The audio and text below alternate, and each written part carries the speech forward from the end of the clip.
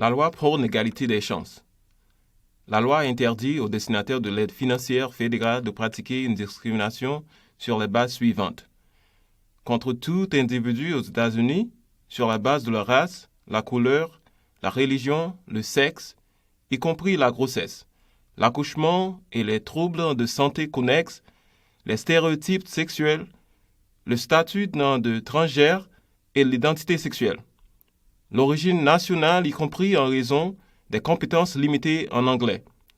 L'âge, le handicap ou l'affiliation politique ou la croyance, ou contre tout bénéficiaire postulant ou participant à des programmes financièrement aidés en vertu du titre 1 du Workforce, Innovation et de l'Acte de l'Opportunité, WIOA. Loi sur l'innovation et les opportunités pour la main-d'œuvre sur la base du statut de citoyen de la personne physique ou la participation à tout programme ou activité financièrement aidé en vertu du titre 1 du WIOA. Le destinataire ne doit pas pratiquer de discrimination dans l'un des domaines suivants. Décider qui sera admis ou aura accès à l'un des programmes ou l'une des activités financièrement aidées en vertu du titre 1 du WIOA. Fournir des opportunités ou privilégier toute personne dans le cadre du dit programme ou de la dite activité, ou prendre des décisions d'emploi dans le cadre de l'administration du dit programme ou de la dite activité ou en lien avec ces derniers. Les destinataires de l'aide financière fédérale doivent prendre des mesures raisonnables pour s'assurer que les communications avec les personnes physiques handicapées sont aussi efficaces que les communications avec les autres personnes physiques.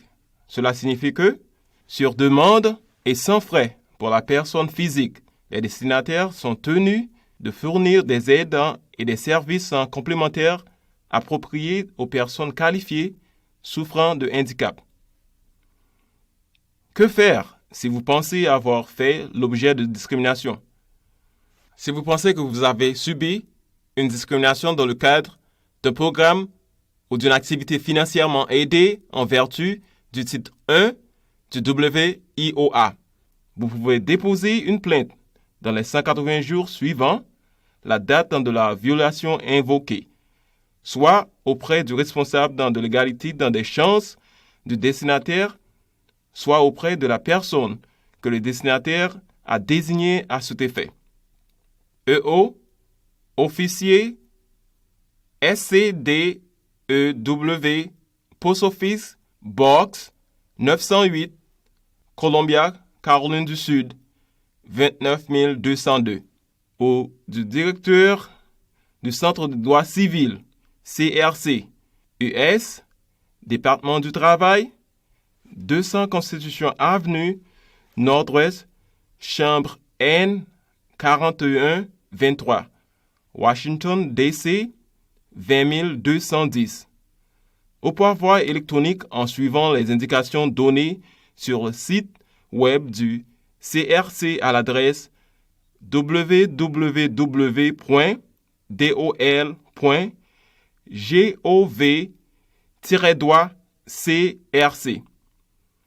Si vous déposez une plainte contre le destinataire, vous devez attendre que le destinataire émette par écrit un avis de mesure finale, ou que 90 jours se soient écoulés en fonction de la première de ces deux échéances à subvenir.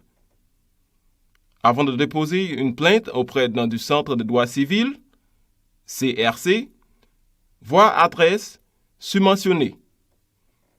Si le destinataire ne vous fournit pas par écrit un avis de mesure finale dans les 90 jours suivants le jour de dépôt de votre plainte, vous pouvez déposer une plainte auprès du CRC avant de recevoir cet avis. Toutefois, vous devez déposer votre plainte auprès du CRC dans les 30 jours du délai de 90 jours. En d'autres termes, dans les 120 jours à compter de la date de dépôt de votre plainte auprès du destinataire.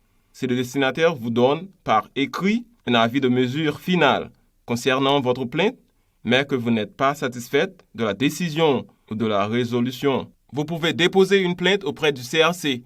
Vous devez déposer votre plainte auprès du CRC dans les 30 jours à compter de la date à laquelle vous avez reçu l'avis de mesure finale.